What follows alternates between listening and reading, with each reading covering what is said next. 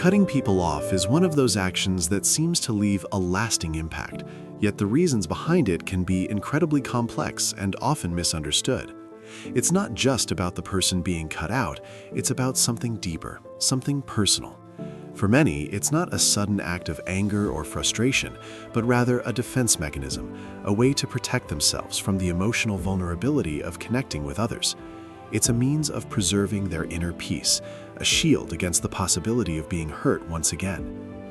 But what does it really mean to sever ties with someone? And what drives a person to make such an extreme decision, sometimes without any explanation or even a clear reason? There are countless situations where people have been hurt by others, whether it's betrayal, rejection, or just the sting of feeling unseen. And it's easy to assume that the decision to cut someone off is a clear-cut act of anger or frustration. But in reality, it often runs much deeper. For many, cutting someone off is not just a choice, it's a survival tactic. The fear of being vulnerable, the desire to protect one's emotional well-being, and the need to feel in control are all part of the complex puzzle that drives this behavior. When someone decides to distance themselves from others, it's usually because they've been hurt in some way. Maybe they've experienced betrayal or a deep emotional wound, and the thought of letting anyone else close again feels too risky. Vulnerability, after all, is not something that comes easily to those who have been burned before. So cutting others off feels like the only way to keep from being hurt again. It's a way of keeping themselves safe. By keeping their distance, they avoid the potential pain of getting too close.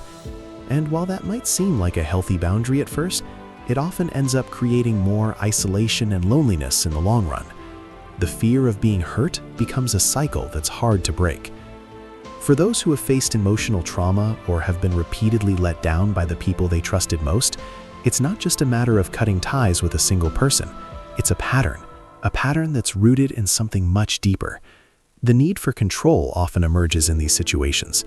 It's not so much about pushing someone away, but more about keeping the power in their own hands. By cutting someone off, they feel like they've regained control over their emotional world. No one can hurt them if no one is allowed in. But the problem with this approach is that it prevents them from forming meaningful connections, leaving them emotionally stuck and isolated. The very thing they feared, being alone, becomes the result of their own choices. There's another layer to this behavior that often goes unnoticed: attachment styles. We all have different ways of relating to others, shaped by our early experiences with caregivers, friends, and family. For some, the fear of rejection or abandonment runs so deep that they'll do anything to avoid it. They might cut others off as a way to protect themselves from the pain of feeling unwanted or unworthy. The idea of being left behind, of not measuring up, becomes too much to bear. And so the only option feels like cutting the person out entirely before they can do it to them. It's a way of trying to control the relationship before it gets out of hand, to prevent the emotional fallout of being rejected. But while it might offer some temporary relief, it's not a solution. It's a band-aid that only covers up the wound without healing it. Sometimes this behavior can be traced back to childhood. Unresolved trauma, especially from early family experiences, can leave deep scars that affect how we relate to others as adults.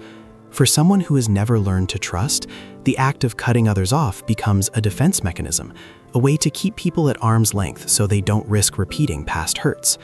They might have experienced neglect, emotional abandonment, or betrayal in their formative years, and now, as adults, they're still carrying the weight of those wounds. The fear of being vulnerable, of trusting someone again, becomes overwhelming, and so they build walls, distancing themselves from others to avoid the possibility of being hurt once more. But here's the thing: cutting people off doesn't solve the underlying issues. In fact, it often amplifies them. When you're constantly shutting others out, you begin to lose touch with yourself. You might start to feel disconnected, like you're floating through life without any real sense of belonging. The emotional numbness that comes from shutting people out might feel like protection at first, but over time it can turn into a deep, aching loneliness. And no matter how much you try to ignore it, the pain is still there, just beneath the surface, waiting to resurface when you least expect it. The decision to cut people off may bring temporary relief, but it's often followed by a sense of regret, as the realization sets in that you've lost more than just a relationship. You've lost the chance to heal and grow through it.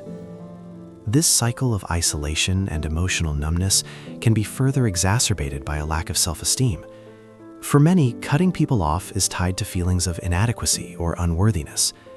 When someone feels like they are too much or not enough, the thought of allowing others to get too close can feel like a dangerous risk.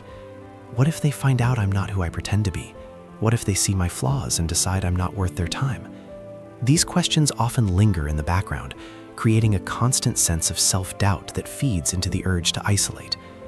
Cutting others off becomes a way of protecting the self-image, preserving the illusion that everything is fine, even when it's not. It's easier to push people away than it is to face the fear of being seen for who we truly are. The desire to control how others perceive us can also drive this behavior. If someone feels misunderstood or mistreated, cutting others off becomes a way to reshape the narrative. They may feel that they're being judged or labeled in ways that don't reflect who they really are. And so by distancing themselves, they hope to protect their image, to maintain some sense of control over how they're seen by the world. But this too is a temporary fix. In reality, it only deepens the sense of isolation and alienation, making it harder to connect with others on a genuine level. Sometimes the desire to cut people off stems from a need for personal growth or change. People often reach a point in their lives where they feel overwhelmed by the weight of certain relationships, and cutting them off becomes a way to make a fresh start. It's like hitting the reset button, leaving behind the people, situations, and emotions that no longer serve them. While this can be a necessary step in some cases, it's important to recognize that true growth comes not from running away, but from facing the challenges head-on and learning from them. Cutting people off can feel like the easy way out, but it's not always the healthiest path forward. The emotional toll of cutting people off is profound. While it might offer a temporary sense of relief, it often leads to long-term feelings of loneliness and regret. As the isolation sets in, so too does the recognition that the relationships we've severed may have held more value than we initially realized.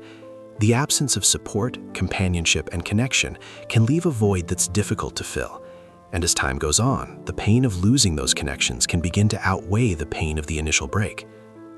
The urge to cut people off is often driven by a complex mix of fear, insecurity, and emotional overwhelm. But the good news is that it doesn't have to be the end of the story. Developing healthier ways to communicate and cope with difficult emotions can help break the cycle of isolation. Learning to express ourselves openly rather than shutting others out is an important step toward healing. The journey towards self-reflection and emotional regulation can also help us understand why we feel the need to cut people off in the first place.